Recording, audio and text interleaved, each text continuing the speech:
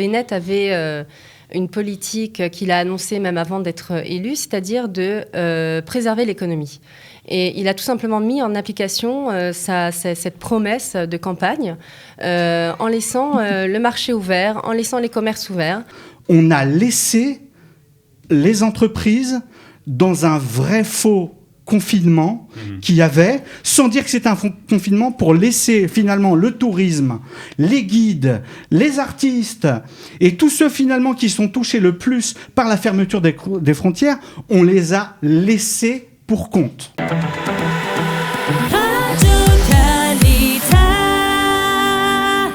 Merci de nous retrouver pour le débat de la semaine sur Studio Qualita. Et aujourd'hui, nous allons parler de la gestion de la crise sanitaire par le gouvernement. Avant de rentrer dans le vif du sujet, je vous propose un petit retour en images et en chiffres. Le 26 novembre 2021, le Premier ministre Naftali Bennett annonçait que 4 cas d'infection au variant Omicron avaient été diagnostiqués en Israël. Des mesures rapides pour empêcher sa propagation ont alors été prises, comme la fermeture des frontières et de l'espace aérien. Malgré cela, le Omicron s'est propagé à une très grande vitesse, touchant les adultes et pour la première fois depuis les débuts de la pandémie, les enfants aussi. Dans une volonté de ne pas nuire à l'économie israélienne, Naftali Bennett et Avigdor Lieberman décident de ne pas imposer de confinement. Benjamin Netanyahou, chef de l'opposition, critique la politique de non-gestion du gouvernement selon ses propres termes et accuse Naftali Bennett et Yair Lapid d'avoir abandonné les Israéliens à eux-mêmes. Alors, gestion responsable de la crise ou politique de résignation du gouvernement, ce sont les questions du débat de cette semaine. Et pour débattre de ce sujet, nous sommes ravis de recevoir dans notre studio ce matin Emmanuelle Berdugo, avocate et sympathisante de Yemina. Emmanuelle, bonjour. Bonjour Olivier. Et Mickaël Loeb, qui est membre du Likud depuis plus de 25 ans. 25 bonjour ans. Olivier. Merci bonjour, Mickaël, merci bonjour, d'être avec Bonjour, nous Mickaël. Pour parler donc de ce sujet. Alors on va pas être très galant et puis on va commencer par vous Mickaël. Je voudrais vous demander quelle note donneriez-vous au gouvernement concernant la gestion de la crise du coronavirus et plus particulièrement la crise du Omicron. 0 pointé.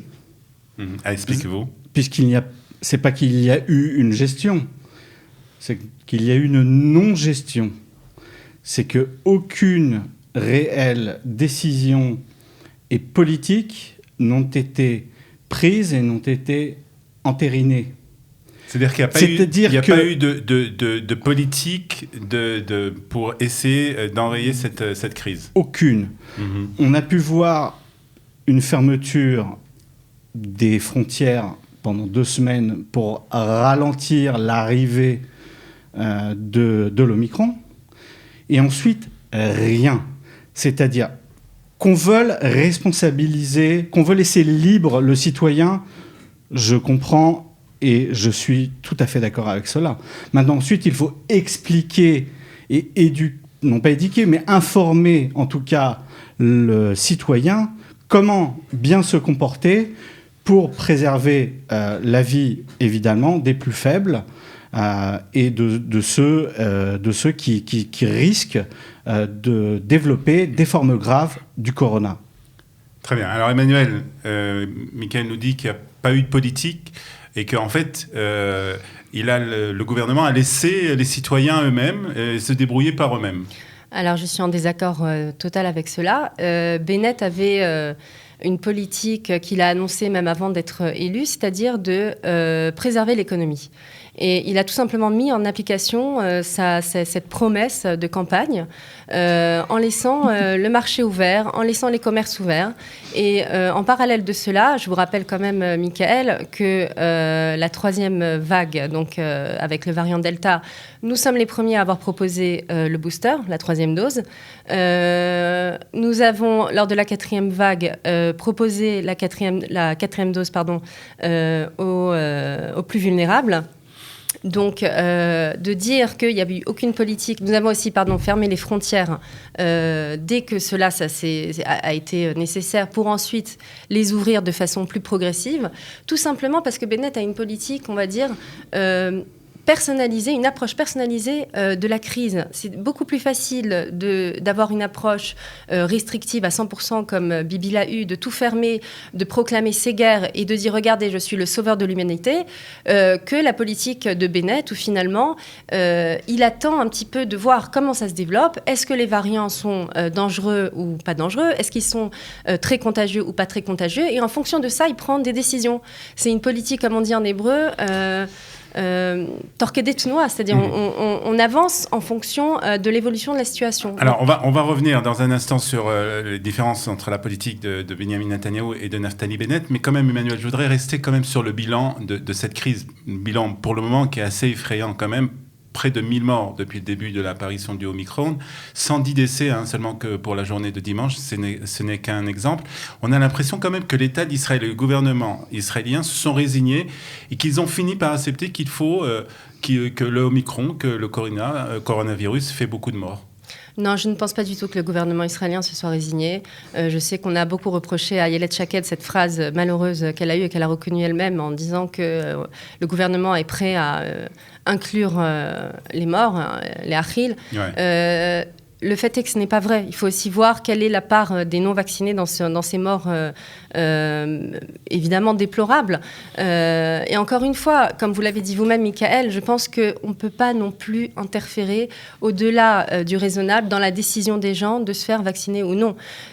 Si à un moment donné, les gens arrivent à l'hôpital parce qu'ils ont pris sur eux cette décision de ne pas vouloir se faire vacciner, on ne peut pas reprocher ça au gouvernement Bennett. Alors, Emmanuel nous dit qu'en fait, la décision de la politique de Naftali Bennett, c'était en fait de laisser l'économie ouverte, contrairement à Benjamin Netanyahou, qui a pris une décision de séguerre, de fermer pendant plusieurs semaines l'économie.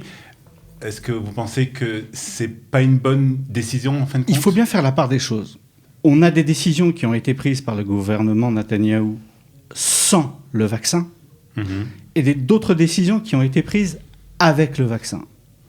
Je rappelle ici à nos auditeurs que quand le gouvernement Bennett, suite aux mensonges, à la trahison des électeurs et à ce gouvernement illégitime qui a vu le jour et qui est entre guillemets en fonction puisqu'il a le titre sans avoir la fonction de Premier ministre. C'est pas le débat, excusez-moi, Michael. Attendez, il y avait 3 nouveaux cas par jour quand Bennett est arrivé au titre de... Attendez.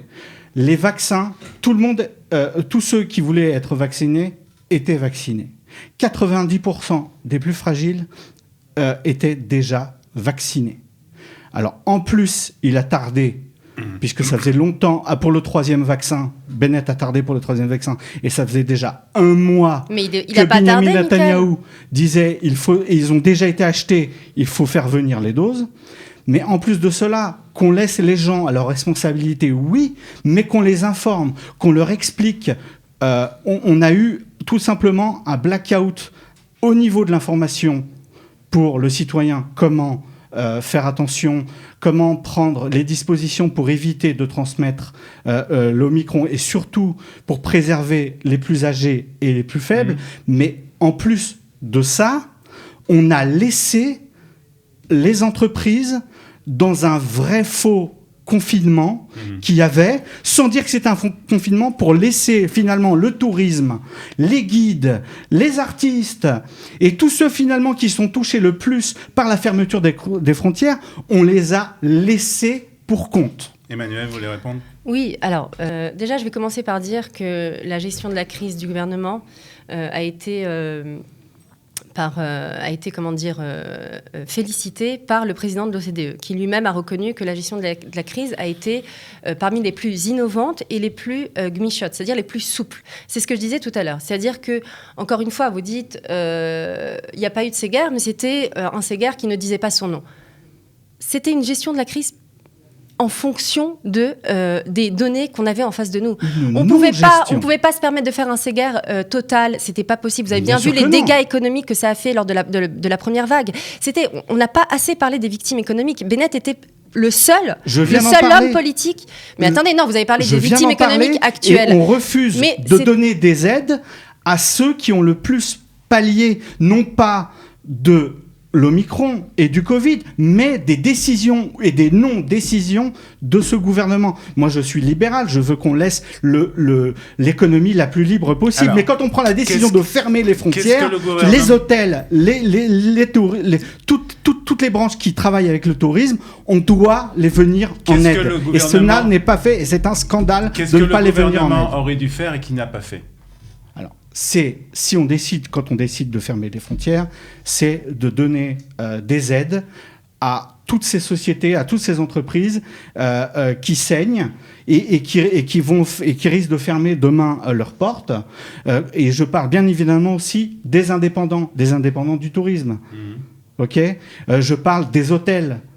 Je parle des artistes et des galeries d'art. Et je parle des salles de spectacle. Je parle aussi de toutes ces familles qui sont français ou qui sont étrangers, qui n'ont pas de passeport israélien et qui n'ont pas pu venir ici pour des réjouissances ou des événements tragiques dans leur famille. Mais c'était le cas aussi lors de la première vague. À la première vague, il n'y avait pas de vaccin. Sous Bibi. Aujourd'hui, nous avons des vaccins. Aujourd'hui, nous savons que l'Omicron et le Delta avant, de toute façon, le vaccin, il est là pour empêcher les cas graves et pas la propagation de la maladie. Donc ça a été une non-gestion voulue à la fois au niveau fiscal et financier et à la fois au niveau de la santé. C'est regrettable. Nous savons que Bennett et son gouvernement sont des charlatans et ont obtenu le pouvoir par mensonge et donc ils continuent de mentir. On va revenir sur ça dans un instant. Écoutez, Bennett a essayé de minimiser les dégâts. Je pense que je vais vous dire, très sincèrement, je pense que peu importe les décisions que son gouvernement aurait prises, il aurait été critiqué de la même façon qu'il est critiqué depuis le début, qu'il est rentré dans ce gouvernement parce qu'on lui fait le reproche de ne pas être légitime. Ce que moi, évidemment, encore une fois, je pense que ce n'est pas du tout le débat. Je pense que le système électoral en Israël a permis son élection et à un moment donné, il faut, être un citoyen responsable et accepter tout simplement que Bennett soit à la tête du pays et que Bibi n'est pas indéboulonnable. Bennett a légalement le titre, mais il n'est pas légitime. Puisqu'il a menti de façon éhontée pendant encore des une mois. fois, je pense que ce n'est pas le débat. Il continue de mentir en disant qu'il fait une gestion alors qu'il n'en fait pas. Et en disant qu'il n'y a pas de confinement alors qu'il y avait un confinement qui ne disait pas son nom. Et donc à ne pas vouloir venir en aide à nouveau à ceux qui ont le plus qui ont le plus écoutez, finalement moi, je suis moi-même indépendante, situation. Donc je sais très bien de quoi vous parlez. Vous êtes avocate ? Oui, je suis avocate, exactement, indépendante. J'estime d'abord que le gouvernement a fait beaucoup pour les indépendants et que d'un autre côté... Il y a quand même des catégories d'indépendants qui sont aujourd'hui quand même en grande difficulté et qui ne reçoivent pas d'aide. On parle du tourisme, on parle des artistes. Je suis d'accord, mais justement, ce gouvernement a tout fait pour essayer de minimiser les dégâts à ce niveau-là, en laissant l'économie ouverte. Les frontières ont été fermées, mais de façon très temporaire. C'était justement en fonction de la gravité de la situation. Non, les frontières ne sont pas fermées à ma connaissance. Pour les étrangers, les étrangers ne peuvent pas rentrer en Israël encore aujourd'hui. Le tourisme... c'est quelque chose à vérifier. Parce que je ne suis pas au courant de ce que vous dites personnellement, mais bon. Non, mais il y en a très peu qui viennent là. Mais peut-être parce qu'ils viennent mais ils ont la possibilité de venir. Non, attendez. Ils ont la possibilité aujourd'hui de venir. Regardez par exemple à l'agence juive, Amos Hermon, qui est responsable de tous les programmes pédagogiques, a dû insister pour laisser l'expérience israélienne faire le taglit, et il a dû faire le forcing pour faire le taglit parce que c'était pas possible. Aujourd'hui, vous voyez... Mais écoutez, on est dans une crise qui est mondiale, Michael. Oui, qui est mondiale. Alors, on ne peut pas non plus reprocher à Israël... Israël était les meilleurs, et aujourd'hui, ce sont parmi les derniers. Je vous dis, cette déclaration du président de l'OCDE, elle est par rapport au gouvernement Bennett. Vous savez, les sismaot, comme on dit en hébreu, c'est un peu facile. Je pense que Michael parle du fait qu'aujourd'hui, il y a 2 millions de personnes qui sont contaminées en Israël, et Israël détient vraiment le record presque 2 millions déclarés, je précise. Presque du monde de morbidité, c'est-à-dire le nombre de personnes contaminées par rapport à son nombre d'habitants. Vous pensez, vous, que c'est une politique du gouvernement d'arriver à une immunisation collective et que, en fait, le gouvernement ne reconnaît pas cette politique ? Je ne suis pas médecin, mais j'ai cru comprendre de la part des spécialistes que l'immunité collective est un leurre. Cela n'existe pas, apparemment, puisqu'il y a des variants et que c'est tel un nouveau finalement un nouveau virus à chaque variant qui s'est contourné, puisqu'on voit bien que certaines personnes ont eu le Delta et à la fois le Micron ont été contactés à la fois. Et donc il va bien falloir se résoudre à vivre avec ces variants. Qu'on passe d'une pandémie à une endémie, nous sommes bien d'accord avec cela, mais là où nous ne sommes pas d'accord, c'est de ne pas venir en aide à ceux qui ont le plus souffert de cette pandémie, c'est-à-dire aujourd'hui les indépendants et le tourisme, et deuxièmement, c'est de ne pas avoir fait tout pour finalement que la vague se propage de la façon la moins rapide, en disant aux gens de mettre des masques, de se laver les mains. Mais c'était le cas. Mais écoutez, j'ai des enfants à l'école. Je peux vous dire que je reçois des circulaires pratiquement tous les 2 jours avec Orim et Karim. Toutes les Anne-Krayotes qu'on demande. Les enfants sont avec les masques à l'école. Et je peux vous assurer que c'est pas du tout simple pour des enfants d'aller à l'école toute la journée avec un masque sur le nez. On n'a pas besoin de donner des masques aux enfants. Attendez, excusez-moi, vous dites, d'un côté, vous reprochez au gouvernement de ne pas prendre des mesures et vous dites, oui, mais les enfants ne doivent pas venir à l'école avec un masque.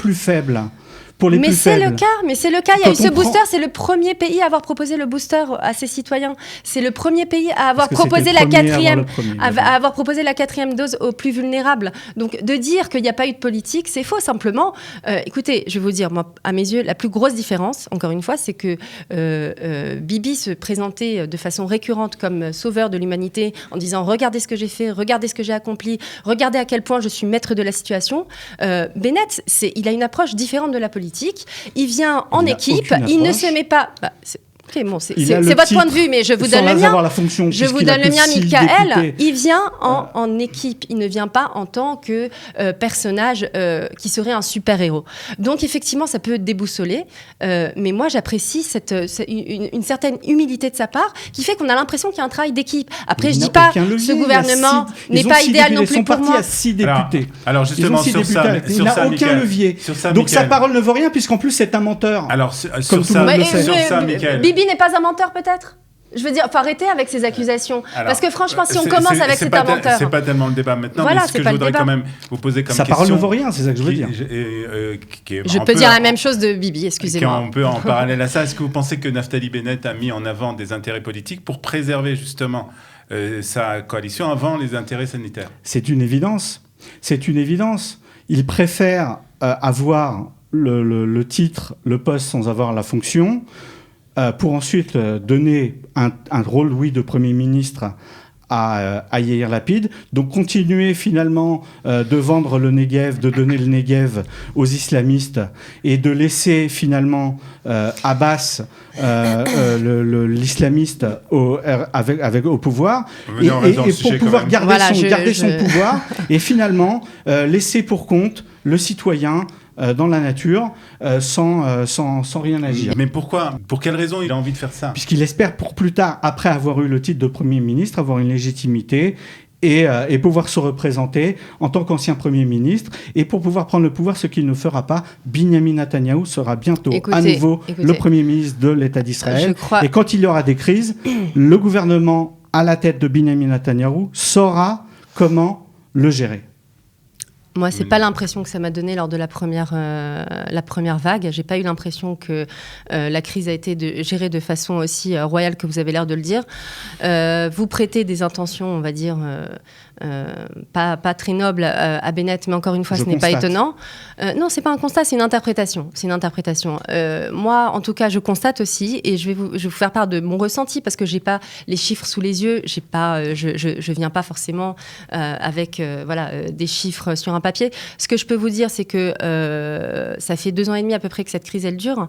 Lors des premières vagues, on a eu des cas de dépression, des envies suicidaires chez les jeunes, avec cette politique. Mais attendez, je finis simplement de dire ce que je ressens, avec cette volonté donc de Bibi de tout fermer. Parce que je vais vous dire, comme quelque part dans la halakha, c'est beaucoup plus facile d'être mahmir, donc d'interdire que de permettre et d'ouvrir un petit peu. C'est beaucoup plus difficile de laisser cette porte de sortie. Et donc, on ferme tout de Bibi par rapport à on essaye d'ouvrir un petit peu tout en gardant les mesures qui font qu'on préserve le système de santé de Bennett. Moi, je vote pour le pour le gouvernement de Bennett. Il n'y a pas photo. Et je vais juste finir en disant que, contrairement à ce qu'on veut bien nous vendre, contrairement aux fake news qu'on entend par les pro-Bibi et autres, le système de santé n'est pas du tout, on va dire, décimé. Il n'y a pas le chaos dont les partisans de Bibi rêvent. Aujourd'hui, on sort dans la rue, encore une fois... Personne ne rêve d'un chaos, tout le monde écoutez, veut que les gens à soient force en de bonne le santé. dire, à force de le dénoncer, alors que, excusez-moi, il est chimérique, si, on a l'impression que vous en rêvez quelque part. Mais c'est ce pouvoir qui est chimérique, qui n'existe pas. Maintenant, Comment il on existe. peut être Premier ministre avec il 6 existe. députés Juste on Comment termine. on peut avoir une voix? C'est pas Juste on possible. termine, Mickaël, sur la Le crise. fait est que le système électoral l'a permis et que, encore une fois, on a une interprétation Les différente. mensonges et la trahison à répétition de Bennett ont permis cela. Alors, on va terminer sur la crise sanitaire quand même. Une conclusion, Mickaël? Conclusion, c'est très simple.